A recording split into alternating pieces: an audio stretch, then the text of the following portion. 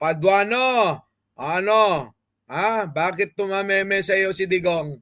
Ikaw yan, sir. Nagsabi na we will cite him in contempt. Contempt, sir. Priso yan eh.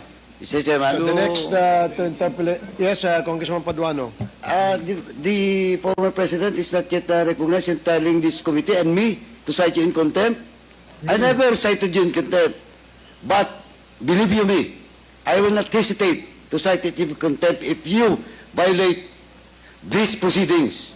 The internal rules. I will invoke Section 11 and your former congressman, and you know that.